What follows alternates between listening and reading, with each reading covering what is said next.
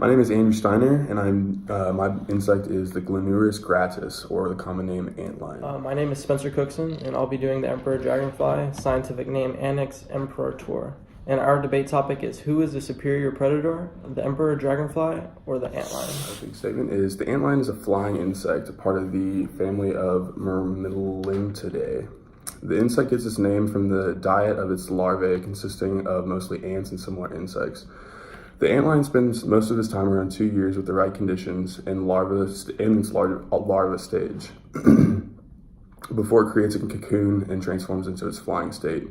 Its metamorphosis takes around 28 days, and it will not live much longer after its transformation. It is roughly 2 inches long in its adult stage, with a 4-inch wingspan resembling a dragonfly. This specific species lives all over the eastern United States, where they can find a temperate climate, but antlions can be found all over the world.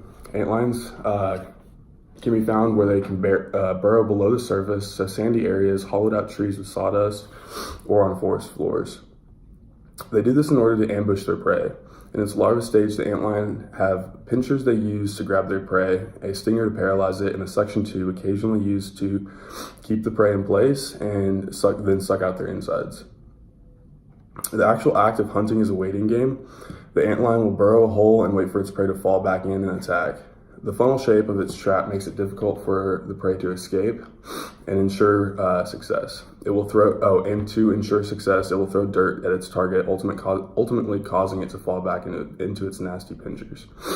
Overall, the impact to human society is positive. The antlion poses no threat to humans and feasts on different insects we would consider pests. They also provide food for birds, amphibians, and mammals, making them beneficial in all aspects of the ecosystem. As larvae, the antlion can only walk backwards and use this trait to be extremely efficient dirt movers. As adults, they're distinguished by their unique and darkly marked wings. The Emperor Dragonfly is a large species of hawker dragonflies from the family known as Asinidae. They average over 3 inches in length and are considered the largest dragonflies in North America and Europe. They are also considered some of the largest dragonflies in the entire world. They are considered the fastest dragonflies in their order, Odonata, which is an order of carnivorous insects, meaning they only consume meat. They are found mostly throughout North Africa, Europe, and southern Britain, but their populace is expanding. They first are laid as eggs and then hatch 3 weeks from when they are laid, but larval development can take up to 1 or 2 years. Once they emerge, they mature in about 7 to 16 days, depending on their gender. Their lifespan can stretch up to 80 days. The Emperor Dragonfly flies very high in the sky in search of its prey. They prey on other Odonata, tadpoles, and butterflies mostly. When they breed, it is typically in water habitats with an abundance of vegetation for camouflage. The female Emperor Dragonflies lay their eggs alone in floating vegetation in these water habitats. The larvae are very active predators and can shape the environment they are laid in. The males are also very territorial and are not normally approached by others. They shape human society by having a very large impact on terrestrial and aquatic ecosystems. They are predators that hunt nuisance insects such as the biting flies and mosquitoes, which everyone hates. They are top predators in some wetlands and can structure such wetlands. They are also prey to animals like the fish, amphibians, birds, etc., which then leads up to the food chain and ends up on our plate. Overall, they get rid of our nuisance pets, shape some of our ecosystems, and ultimately feed our food, which helps human society greatly. Something unique about them is that they are rarely found away from water. They also eat their prey on their wings and are mostly found between June and August. They have very large eyes and are distinguished by their bright color. As my first rebuttal, the antlion is a very fierce predator, but the Emperor Dragonfly is far superior. The antlion seems to just wait around for their prey to catch itself, while the Emperor Dragonfly uses its speed to capture its prey mid-flight. While the antlion may have more means of capturing its prey and may be able to go long periods of time without its food, the Emperor Dragonfly does not need this adaptation, as they have no problem finding prey. They soar through the air, capturing its prey in its resting perch, and even eat their prey on the wings. Even as larvae, the Emperor Dragonfly is far superior in catching its prey, as the larvae propel themselves underwater at their prey by expelling water rapidly through their intestines. The superiority of the antlion comes from its longevity, skill, and difficulty. Antlions are such successful hunters they spend years capturing prey before needing to move on to its adult stage. While capturing prey mid-flight is impressive, the emperor dragonfly is biologically built to be an apex predator, while the antlion is not. Sure, they have large pincers, but so do their prey. The antlion hones its craft to make its prey surprised, disoriented, and rendered helpless. Doing this takes a skill level that just isn't required when being able to physically demolish any prey. Lastly, the antlion's main food source are ants, which are every bit as strong and armed as they are. Being able to regularly take down something that is essentially their equal is a difficult task and one that makes it the superior. As my second rebuttal, that is a valid point, but the emperor dragonfly still remains the superior predator.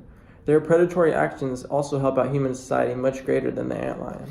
As I stated earlier, the emperor dragonfly rids humans of nuisance pests such as mosquitoes and the biting flies.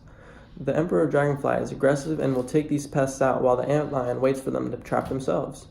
The mosquitoes are spreaders of disease and are not likely to get themselves trapped in the antlion's little holes, but the emperor dragonfly can swoop in and catch them like nothing. The emperor dragonfly feeds on large insects like butterflies, so a mosquito or fly is a snack to them. The emperor dragonfly is also not nocturnal like the antlion, so they will keep you free from pests while you are enjoying the fresh air. Do not be fooled by their bright blue exterior. The emperor dragonfly is a mean predator that can shape an ecosystem. Even as larvae, they can change the whole wetland and become the top predator in a fishless ecosystem. Sure, the emperor dragonfly may be able to provide benefits to human society, but the antlion only eats insects we consider pests. The emperor dragonfly will also eat butterflies or tadpoles, which are beneficial to us as well. But just being beneficial to us doesn't make it the superior predator. The antlion continues to grow over its years of feasting and has been known to get so big that it will be capable of taking down crickets, the dangerous fire ant, and even spiders. There is no doubt that the emperor dragonfly is a top predator, but it seems relatively easy to prey on things that are inferior. The antlion has the ability to make bigger prey, and even some predators look weak in comparison to itself.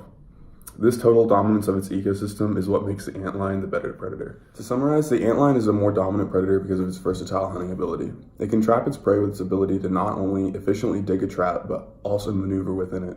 It can stun its prey, whether it's throwing dirt to disorient it, disorient the soon-to-be meal, or rendering it useless with its paralyzing pincers.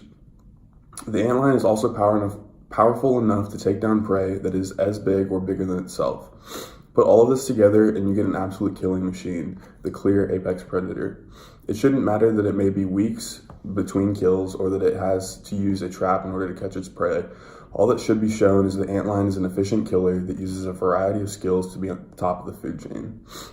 It's important to study predators like this because of their benefit to human society. While not a whole lot is known about the antlion, we continue to study them and their importance to us. The antlion eats many different insects that we would consider a nuisance or a pest.